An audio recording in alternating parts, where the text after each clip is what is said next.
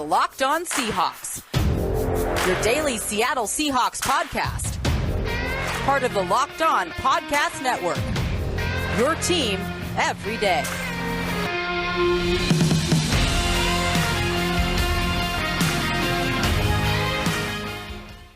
Greetings, 12. This is Corbin Smith, your host for Locked On Seahawks. Joining me as always, my co-host in crime, Rob Rang. The Seahawks finally getting into the win column to close out the preseason, a 27-0 shutout against the Chargers at Lumen Field. And the best news about this, Rob, we are done with the preseason. We can move on to games that actually count. Less than 2 weeks until the Seahawks travel to Indianapolis to face the Colts. We'll break down that final preseason matchup and how the Seahawks fared. And of course, you and I will be debating our 53-man roster projections as we head towards tomorrow's 1 p.m. deadline. Every team has to get their roster down to 53 players. And of course, there's going to be plenty of roster shuffling in ensuing days as teams start to claim players off waivers and make trades, you name it. But we're going to be dishing out our initial 53-man rosters here on today's show. So let's get rolling. The NFL season is about to begin, and nobody covers it like the Locked On Podcast Network. August 30th through September 8th, Locked On's Ultimate Season Preview is taking you through every team in every division with the help of Odyssey's Ross Tucker and Jason Lockenfora. Follow the Ultimate Season Preview 2021 feed on the Odyssey app or wherever you get your podcast to tune in beginning August 30th. Now for your lead story here on Locked On Seahawks. After back-to-back losses to open the preseason, the Seahawks finished their exhibition play on a strong note, pitching a shutout in a 27-0 win over the Los Angeles Chargers at Lumen Field. And really, the Seahawks were in control from the outset in this game. And it wasn't the offense that got on the scoreboard first. It was on defense, a pair of former Utah Utes getting things rolling for the Seahawks. Cody Barton just whacking Chase Daniel and getting a strip sack. Marquise Blair catching the fumble in the air and returning it 17 yards for a touchdown. That really set the tone for the rest of the game. And most importantly, it was just nice seeing Marquise Blair, the playmaker, back on the field healthy. Now, hopefully they can keep it that way. Yeah, I think that you hit the nail right on the head, Corbin. I mean, this was a very impressive performance from the Seahawks, and it was a reassuring one. To see Cody Barton continue to make his big plays, Marquise Blair make his, the touchdown, spectacular performance, and just how much more consistent the Seahawks were on offense when they had a professional quarterback on the field. With all due respect, of course, to Russell Wilson, it was just a night and day difference with Geno Smith on the field for the Seahawks. And on the flip side, you saw the Chargers go take the exact opposite approach. Mostly their backups for the most part, including an Easton Stick at the quarterback position. So we got to kind of see a reversal of sorts from what we had seen in the preseason. Seattle playing some of their stars. You could just feel the different energy out there.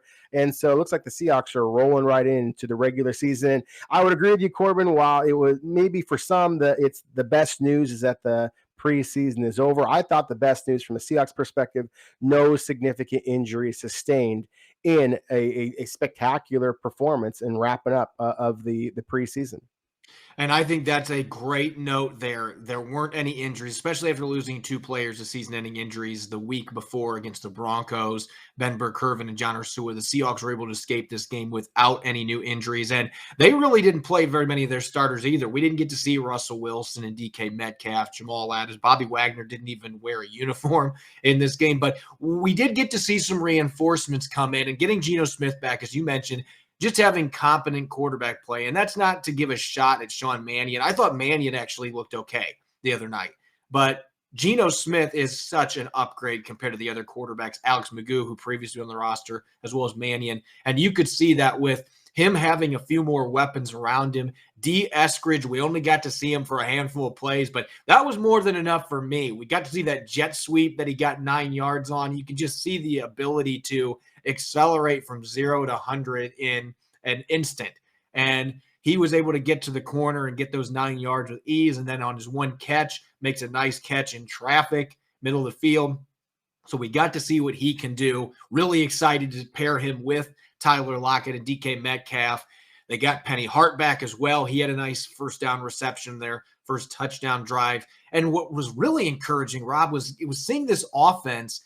They were able to put together 3 scoring drives in this game of 10 plus plays. So they were able to grind things out. And the big reason for that, the superstar of this game, and a player that I was surprised played as late into the game as he did, but we'll talk about why that might have been the case later in the show. But Alex Collins, man, just looks like a different running back. And we talked about how he had some pressure on him going into this game because of his fumbling issues in practice. Well, he went out and he did what he needed to do. A fantastic performance, almost 90 all-purpose yards in this game. Scored a 5-yard rushing touchdown to put Seattle up 14-0. And most importantly, he was piling up bodies with jump cuts and jukes. I've never seen him do that before. I mean, we know he's light in his feet being an Irish dancer, but I've never seen it translate to the field quite like that, where he was just making guys tackle air, play in, play out. And like I said, the body count was high in this one after it was over. The number of players that had broken ankles from Alex Collins. What a performance from him. It was a spectacular performance. It was basically the dream from a talent evaluation standpoint. Is you're hoping, if there's a lot of players who are on the bubble, as we've argued, that Alex Collins may very well be on the bubble, just seize that opportunity. And that's exactly what Alex Collins was. I don't know, Corbin, if he got into Marshawn Lynch's, stash of Skittles or what the deal was, but Alex Collins was spectacular. As you mentioned, I mean, he was, he's leaving bodies basically on the field with his ability to make people miss. He also would just put his shoulder down. It felt like every single time he had the ball in his hand, something exciting was going to happen. And, we've just gushed before about what DJ Dallas has provided. I know that you and I, of course, remain huge fans of Rashad Penny, but I thought that Alex Collins had a spectacular performance. And I feel like we're almost kind of burying the lead a little bit. Besides Alex Collins, what about Daryl Taylor? I mean, talk about the breakout performance that we've been looking for. And, I've been negative or kind of criticizing Taylor, criticizing Collins, but that's just because I do see the talent. I do think that they have terrific upside and should be significant contributors to the Seahawks. So it was very encouraging to see both of them in the most important preseason game to date, to see both of them have spectacular performances.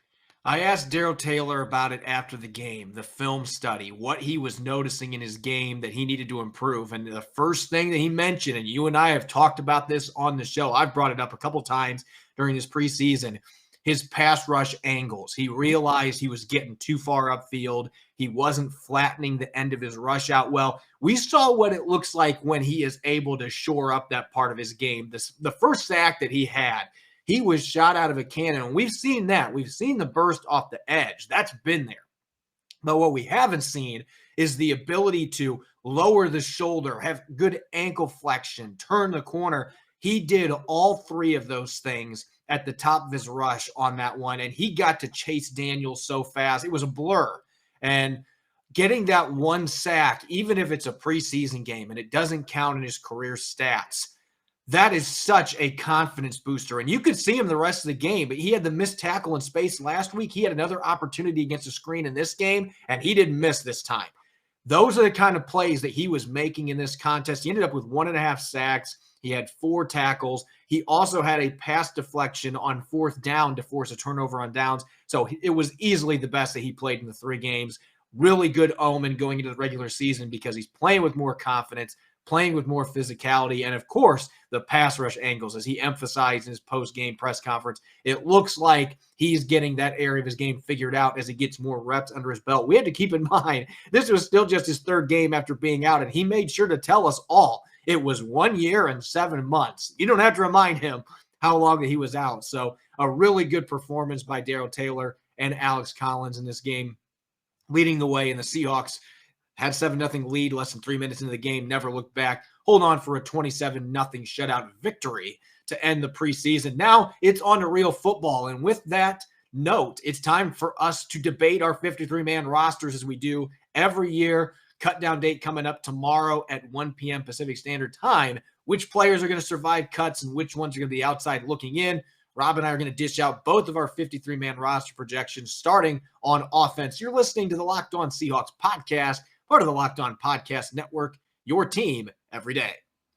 North One is better banking for small business owners. Serving small business owners is all they do. North One allows you to manage your money from anywhere. Whether you're at home or on the go, everything you need to manage your business finances is at your fingertips. Never step foot in a bank branch again. In addition to the features you'd expect like mobile check deposit, cash withdrawals, the ability to send and receive ACH and wire payments, North One is an FDIC-insured account that can save you both time and money. North One integrates with the accounting software you already use, saving you hours of manual bookkeeping. And with North One's envelope feature, you can automatically budget and save for things like rent, payroll, taxes, and more. With North One, you'll never pay overdraft or NSF fees again, saving you hundreds of dollars per month. To get started, visit apply.northone.com/locked. That's apply, NORTHONE.com/locked. North One, business banking made for America. It's that time of year again, and all eyes are now turning to football as teams are back in the gridiron to start the football season. As always, BetOnline is your number one spot for all the pro and college football action this season. Get all the updated odds, props, contests, including online's biggest $500,000 NFL mega contest and the world's largest $200,000 NFL Survivor contest, open now at BetOnline. Head to the website or use your mobile device to sign up today to receive a 100% welcome bonus. And make sure to take advantage of their opening day super promo. Make a bet on Thursday, September 9th, the season opener between the Buccaneers and the Cowboys. And if you lose, your wager will be refunded up to $25 for new customers only when signing up and using the promo code NFL100. BetOnline is the fastest and easiest way to bet all your favorite sports, from football, basketball, boxing, right to your favorite Vegas casino games. Don't wait and take advantage of the great offers available for the 2021 season. BetOnline, your online sportsbook experts. Welcome back to the Locked On Seahawks podcast. I'm your host, Corbin Smith, as always, joined by my colleague, Rob Rang. Tuesday at 1 p.m. Pacific Standard Time, all 32 NFL teams must trim their rosters from 80 players down to 53. Many teams are already initiating their roster cuts. There are a few teams, actually, that are already at that 53-man roster limit. To this point, the Seahawks have not announced any of their cuts. Those should be trickling in as today unfolds. Rob, it's time for you and I, as we do every year, to dish out our thoughts on which players are going to make this roster. And I looked at our two 53-man roster projections before today's show, and for the most part, I think you and I agree at a lot of positions, but there are some big discrepancies. And so I'm looking forward to discussing our thought processes coming up with these rosters, especially along the offensive line. That's going to be a big topic in this quarter. Looking at offense, I think it's pretty easy to decide who's going to be playing quarterback for the Seahawks. We know number 3 is going to be under center in week 1. And Geno Smith, he's been head and shoulders above the other backup quarterbacks. So that's pretty easy. The first conundrum that we're going to have to deal with is in the backfield, though. We talked about Alex Collins the first quarter. I feel like he has played his way onto this roster. The problem that we now have is that Chris Carson, Rashad Penny, DJ Dallas, and Travis Homer are also on the roster. Now, Homer has not played at all in training camp and in the preseason. He got a few practices last week, but limited fashion. Coming back from a calf injury, was on the PUP list most of August. But Pete Carroll is a big fan of his game, in particular his pass protection skills. He's the best pass protecting back on this roster. I get the sense that he wants Travis Homer to be on this 53-man roster. With the other 4 players they've got there, though, I actually have them starting with all 5 of these running backs. The caveat is I think one of them is going to get moved. There are a few teams that need help, Ravens in particular, at the running back position. They might be trying to dangle a couple of those players out there to see if somebody wants to trade a late draft pick to acquire them.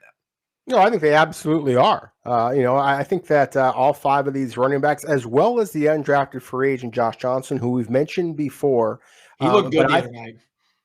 Exactly. I think that all 5 of the running backs on Seattle's rosters there, the veterans, as we've mentioned, the Chris Carson, Penny, Collins, Dallas, and Homer, I think they're all legitimate NFL backs, Corbin, and I would be stunned if Seattle does release or trade away any of them if they are not on an NFL roster somewhere.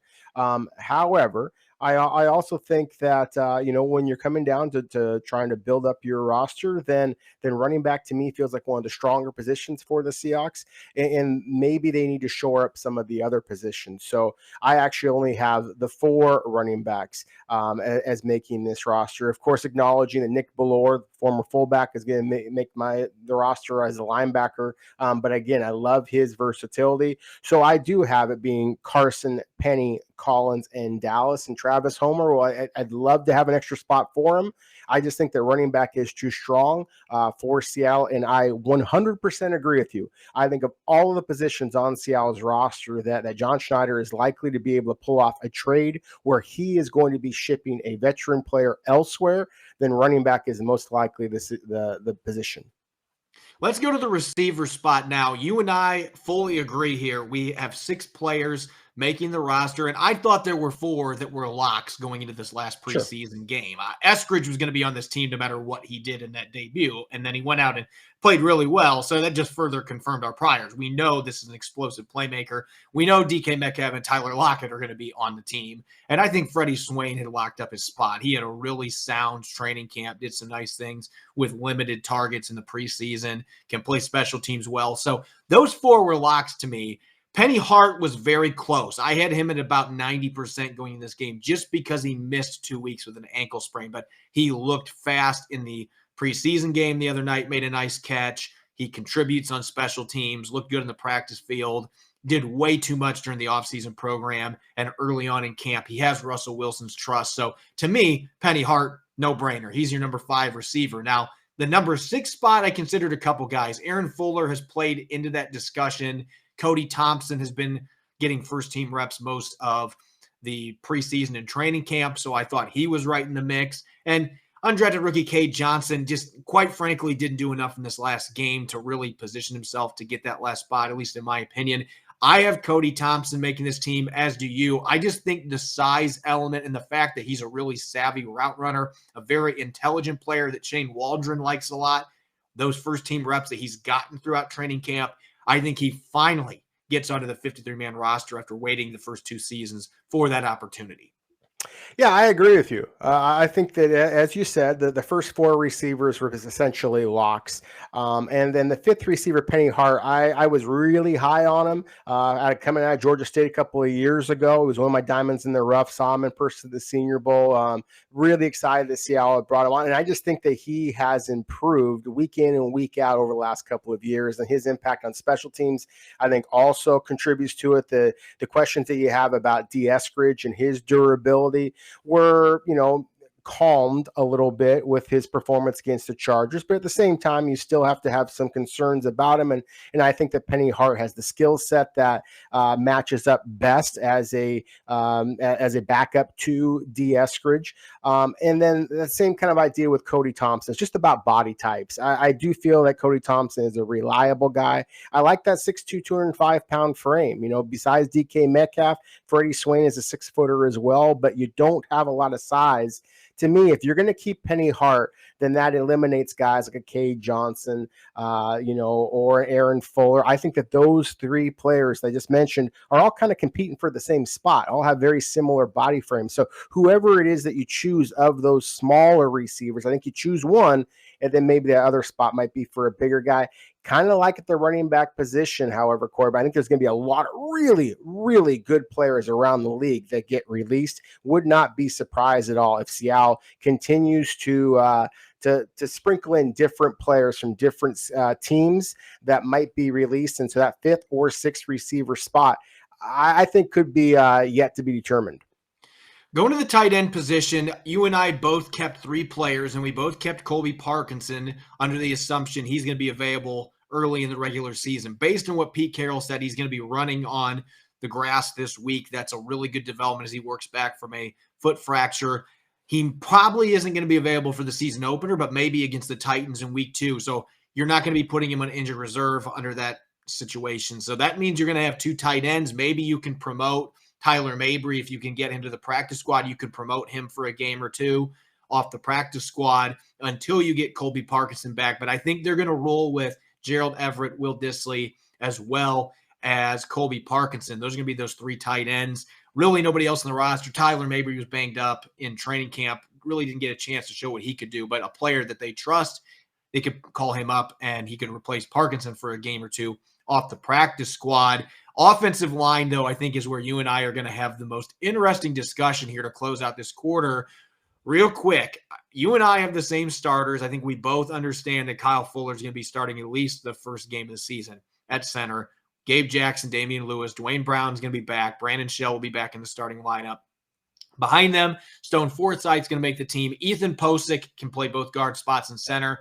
He has $3 million guaranteed. He's not getting cut, even if he lost his starting job. But away from those two, you've got 2 or 3 spots open. You ended up picking 3 linemen additionally to make the team. I only picked 2, and it pains me because Jake Kieran's had a really good preseason. But if I was the GM, I'm keeping Jake Kieran. I just don't think they will. I think they are going to try to slip into the practice squad. I think Jamarco Jones, the fact he has started at tackle and guard in the league, they're going to keep him around, as well as 6th-round pick Stone Forsythe. And I think Phil Haynes is going to be the one true guard backup that they're going to keep. They're going to keep him over Jordan Simmons. Haynes has gotten more first-team work, and I think he has earned this roster spot. Yeah, as you mentioned, Corbin, I mean, we see this very similarly. The 9 offensive linemen that you have making Seattle's roster, I also have making Seattle's roster, with the only exception being that I'm adding Jake Kieran and releasing the running back Travis Homer, as we discussed before. To me, Kieran playing as much as he did throughout the preseason, starting at that right tackle position, and then even moving over to the left tackle position late against the Chargers. I just think there's too much quality tape out there. I think that if the Seahawks are going to try and sneak him through, then they're going to lose him. And so I agree with you. If I'm playing the role of general manager, if this is my decision completely, I'm keeping Jake Curran. I think that this guy is demonstrating everything that the Senior Bowl executive, Jim Nagy, former Seahawks scout, told us that he would, that he's going to look like a future starter in the NFL. And I've just been so impressed by Kieran. There is no way that I am releasing Jake Curran. And I really think that if Seattle does, again, I think he's going to be snatched up by another club. And I don't think he's going to a practice squad. I think he gets snatched up to a team outright and making a 53-man roster. So I realize what a bold statement that is for an undrafted free agent. But at the same time, this isn't me trying to be bold. This is just watching the tape and seeing Curran as being one of the better blockers I thought the Seahawks had on their roster, and consistently throughout the entire training camp and preseason sessions. Yeah, he was probably my last player out of the entire roster. And you know how high I've been on the way that he's played. I just have a feeling, Jamarco Jones, that they are going to keep him around. The one that's the odd man out for both of us is Cedric Abubahi in this instance. 1 year left in his deal. Gave them some good starts last year, but he missed most of camp. It just feels like Curran's going to offer you more versatility than what Abubahi does, being able to slide into guard, and he's under club control and affordable for the next 3 years minimum. So there's a lot of things that are working in Kieran's favor. So he was probably the last player out. If the Seahawks only keep 4 running backs, I think he's the next player on the roster, Jake Kieran is, just because he is probably the hardest one on their undrafted class to slip to the practice squad. When we return for the third quarter, Rob and I are going to switch to defense. Which players are going to make the final cut and which ones are going to be outside looking in? We're going to discuss and debate our 53-man rosters on the defensive side of the football. You're listening to the Locked On Seahawks podcast, part of the Locked On Podcast Network, your team every day. Does this sound familiar? You've got one device that lets you catch the game live, another that lets you stream your favorite shows. You're watching sports highlights on your phone, and you've got your neighbor's best friend's login for the good stuff. Well, I want to tell you about a simple way to get all of the entertainment you love without the hassle, and a great way to finally get your TV together. It's called Directv Stream, and it brings you your live TV and on-demand favorites together like never before, so you can watch your favorite sports, movies, and shows all in one place. That means no more juggling remotes, no need to buy another device ever again, and the best part, there's no annual contract. So get rid of the clutter and the confusion and get your TV together with Directv Stream. You can learn more at directv.com. That's directv.com. Compatible device required. Content varies by package. Did you know that Built Bar has 9 delicious flavors, plus an occasional limited time flavor? When you talk to a Built Bar fan like myself, we're definitely passionate about our favorite flavors. Mint brownie, peanut butter brownie, double chocolate, salted caramel. There's a flavor for everyone. Know what my favorite flavor is? No question about it, peanut butter brownie. I'll go through an entire box in one sitting. I'm not embarrassed to admit it. If you haven't tried all the flavors, you can get a mixed box where you'll get 2 of each of the 9 flavors. And most of the flavors have 17 grams of protein, only 130 calories, only 4 grams of sugar, and only 4 grams of net carbs. It's the perfect pre-workout bar. And quite frankly, even if you don't work out, you don't have to worry about it ruining your nutrition. A couple other flavors have 18 grams of protein, just 180 calories, 5 grams of sugar, and 5 grams of net carbs. Amazing flavors, all delicious and all healthy. Order today and get that raspberry or mint brownie or whatever flavor that you like. Go to BuiltBar.com and use promo code LOCKED15 and you'll get 15% off your first order. Use promo code LOCKED15 for 15% off at BuiltBar.com. Welcome back to the Locked On Seahawks podcast, Monday edition. I'm your host, Corbin Smith, joined as always by Rob Rang, continuing to break down our projections for the Seahawks 53-man roster. We just did offense. Now we're going to go to the defensive side of the football. And I felt like on defense that this was, for the most part, a lot more cut and dry. There were a few decisions that were a little bit challenging, but overall, I feel like offense had more question marks than a couple position groups. In particular, I think the 6 defensive ends that are on the roster right now, they are going to be on the roster in week 1, in large part because players like Rasheem Green and LJ Collier and Kerry Hyder can play inside as well at the 3-tech position. So I have Alton Robinson, Carlos Dunlap, Benson Mayowa, as well as Hyder, Collier, and Green all making the 53-man roster. Keep all 6 of them. They're going to be playing plenty, all 6 of those players. Yeah, I agree with you, Corey. I think all 6 of those players do make the roster. I think that this situation had a lot more clarity added to it when, unfortunately, Aldon Smith had his issues and was released by the Seahawks. I really think that this is the most gifted pass rush, true defensive ends that the Seahawks have had since their Super Bowl years. And then I love the fact that you mentioned the positional versatility of players like Kerry Hyder, LJ Collier, especially Rasheem Green, Alton Robinson as well. We've seen Robinson dropping back, but the 3 others I've mentioned, have slid inside to be able to play that defensive tackle position. And so quickly transitioning from defensive end, where you and I agree the same 6 players are going to wind up making this roster in our opinions, we do have a difference at the defensive tackle position, whereas you have 3 defensive tackles, the veterans, no surprises here, the veterans Poona Ford, Al Woods, and Brian Monet. I really wonder if Seattle is going to be able to keep 2 big defensive linemen. So I wonder if there is basically a battle between Brian Monet and Al Woods. I think typically the Seahawks go with the younger, less expensive player. That would be Brian Monet. But Al Woods just feels like a different level in terms of reliability, in terms of just pure power at the point of attack. So I have the Seahawks going with just 2 defensive tackles and keeping that extra spot for another defensive player.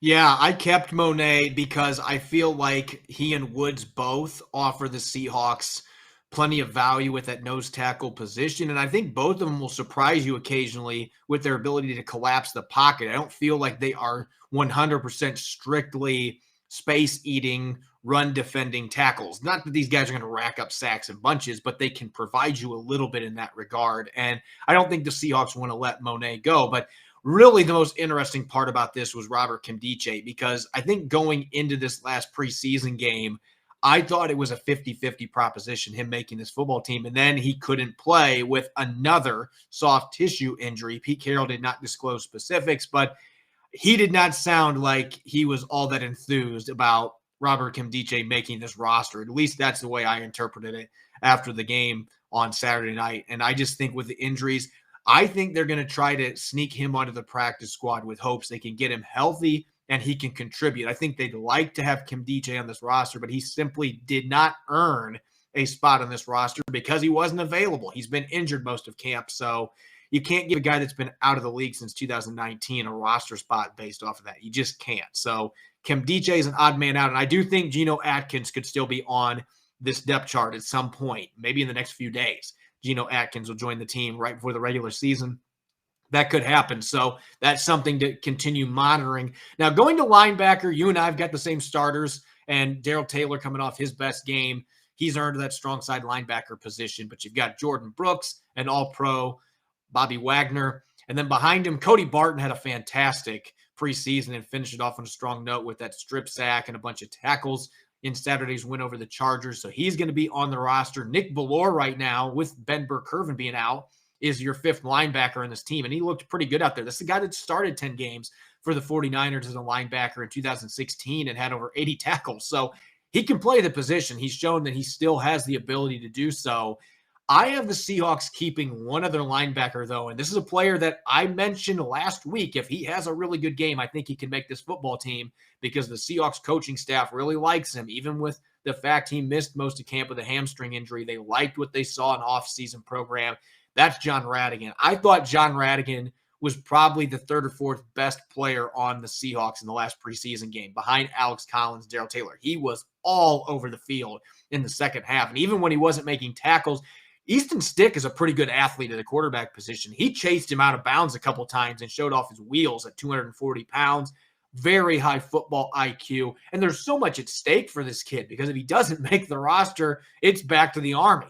So I think the Seahawks are going to keep him because, to me, he's a player that can do a number of things for you on special teams. He's athletic. He's a player you can develop. I see some similarities to when they kept Brock Coyle several years ago. Maybe not exactly identical playing styles, but he's going to be able to fill that void left behind with Ben Burke-Kirven being out on special teams. So I've got John Ratigan being the surprise number 6 linebacker. Yeah, I think that's an interesting one. As we talked about before with Alex Collins, I thought that that John Ratigan kind of seized the opportunity after Saturday night against the Chargers and was very impressive. And I would not be surprised at all, especially considering the depth concerns the Seahawks have at linebacker, if they kept Ratigan. And I like the Brock Coyle reference. I think that just physically, just their facial features and their playing style, I think that there are a lot of similarities between him. And like Coyle, I think that Ratigan can make an NFL roster. And if he does get released here, I think that he is absolutely demonstrated enough to be brought back on the practice squad, either in Seattle or by some other club. However, I also think that there are a lot of kind of traditional glass-seating Mike linebackers that are likely to be available. And so I just have a hard time keeping him. If they're going to keep another extra linebacker, to me, the one to keep is Aaron Donker. Now, we've talked about this young man from Germany for so many times, Corbin, and he has not had nearly the playing time, even the Ratigan, even his limited playing opportunities.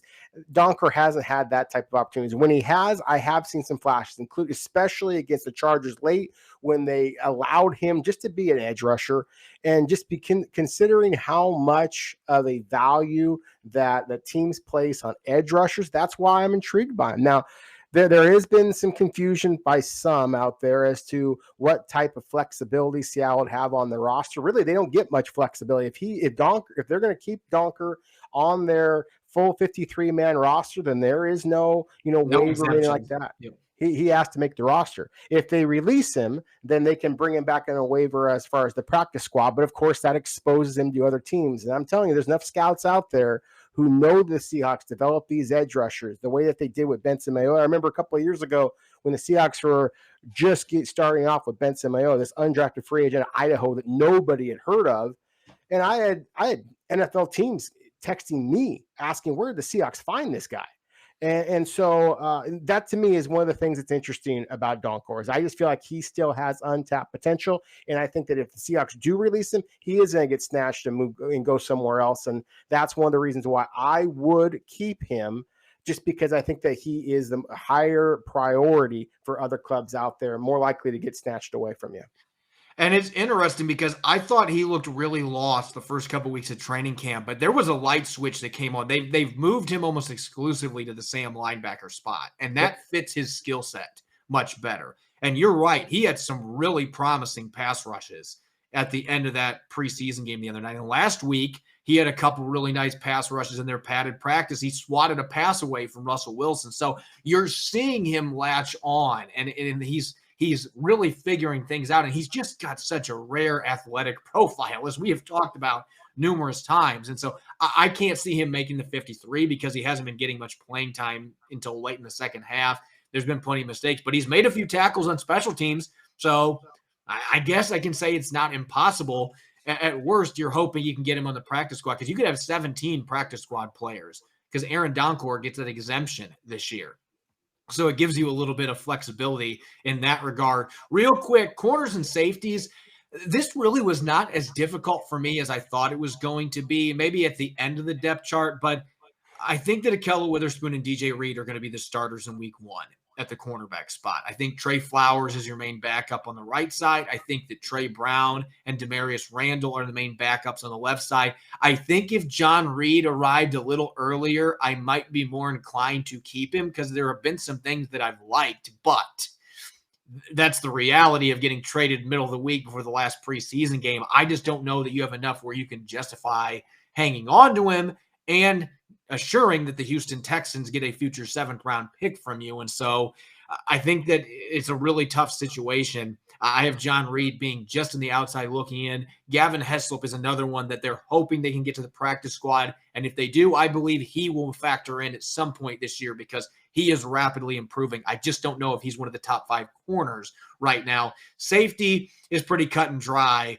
Ryan Neal, Marquise Blair, Ugo Amadi are your backups. Jamal Adams and Quandre Diggs are the starters. There's really no drama there or with the specialists. So really the last couple corners is the last area where you and I had a few discrepancies.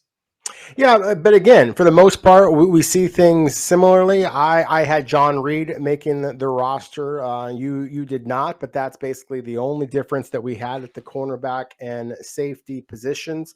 I think that it's a really good point that you just made there about the Seahawks are not going to have to give up that 7th round pick in 2023 if John Reed doesn't make the roster. And so that's important. But at the same time, I think the fact that the Seahawks are just coming off of a draft in which, of course, they had a franchise lowest, 3 selections. I just think that John Schneider is going to be really hesitant to give away any of those draft picks. The fact that he did so for John Reed and that John Reed, at least by all accounts that I've read and heard, is that Reed was impressive in his limited opportunities in training camp. I was impressed by the fluidity and the awareness that I saw of him in the preseason game against the Chargers. So to me, Reed is exactly the type of kind of smooth athlete that you're looking for. So that's why I do think that he is able to kind of keep his spot on this roster. And that would be the only difference that I have of our 3 rosters. So again, just real quick in summary, you and I have 3 basic differences.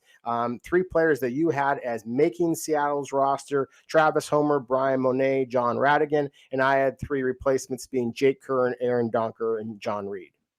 Betting on the NFL doesn't have to be a guessing game. If you listen to the new Locked On Bets podcast hosted by your boy Q and handicapping expert Lee Sterling, get daily picks, blowout specials, wrong team favored picks, and Lee Sterling's lock of the day. Follow Locked On Bets, brought to you by betonline.ag, wherever you get podcasts. You can follow me on Twitter at Corbin Smith NFL. You can follow Rob at Rob Rang. Make sure to check out Locked On Seahawks on Apple Podcasts, Google Podcasts, Spotify, and the all-new Odyssey app. That's AUDACY. When we return on Tuesday, we made our predictions for the 53-man roster. On today's show, we're going to be looking at the many cuts that were made leading up to tomorrow's deadline. And of course, we're going to start shifting gears towards the regular season as the Seahawks prepare to travel to Indianapolis to face the Colts. Thanks for listening in. Enjoy the rest of your Monday. Go Hawks.